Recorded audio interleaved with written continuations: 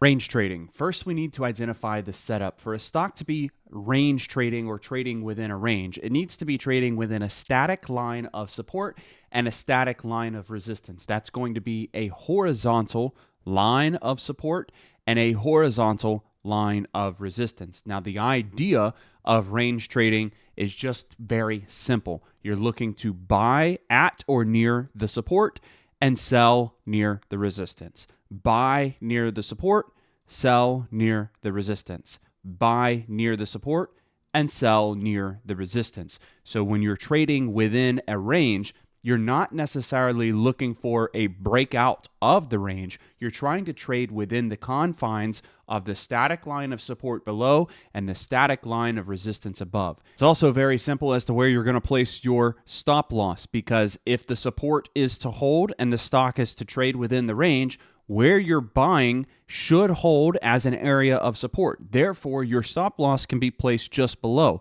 This way, you have a low amount of risk. If this continues down through the support, you cut the trade, versus a high amount of reward. Again, if you're taking the entry at the support or near the support, stop loss is just below that point of support, low amount of risk, a potential for a high amount of reward. Again, retesting the support area, stop loss just below, low amount of risk with the potential for a high amount of reward. Here's another example of a range found on the daily time frame, and it's important to keep in mind that when you're building the range out, we have to go off of the area that is hit the most, not necessarily specific price points. We know that this is trading, and you're not going to have perfect retests and touches of your exact single price point every single time. You will have areas where the stock looks like it's breaking out of or looks like it's breaking down from the range, but as long as that general area is being treated as a resistance and is being treated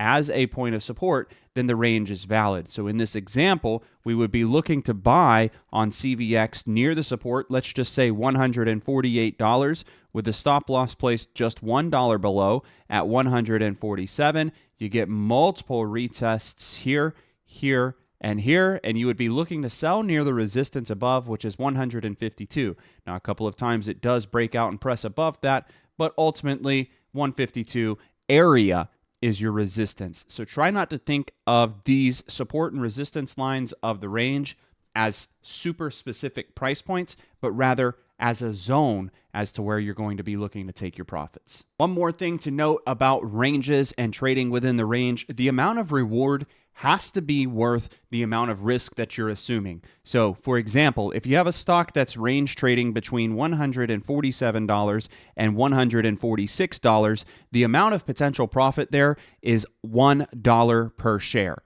right? So if you're setting your stop loss $1 below at $145, you're risking $1 to make potentially $1. That risk to reward, not worth it. So instead, what you would want to do is either set your stop loss tighter, maybe 50 cents below, so at 145.5, or look for a range that offers you more profit margin. So if the range was 148 to 146, now you have $2 of potential profit, and you can set your stop loss $1 below. That gives you a 2-to-1 reward to risk ratio. I'd also like to add that the more times that a area has been hit, the stronger that line will be as a point of resistance or support.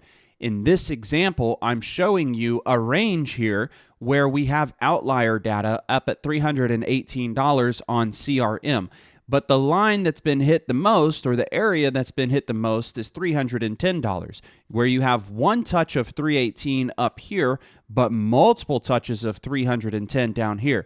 This means that $310 is your stronger line of resistance, and $318 is going to be your outlier data. So if you're looking to buy near the support of, $294, your price target should not be 318, but rather 310, as that's the stronger line of resistance. That's it. That's all that I have for the range trading strategy. I hope that the videos helped you out. Ranges form all the time. Just be patient enough to wait to see multiple touches of your support and resistance, and keep in mind that ranges are formed with static lines of support and resistance. That's going to be horizontal flat lines, not diagonal. Again, thanks for watching and thank you for your time. Hope the videos helped you out, and I'll see you in the next one. Cheers.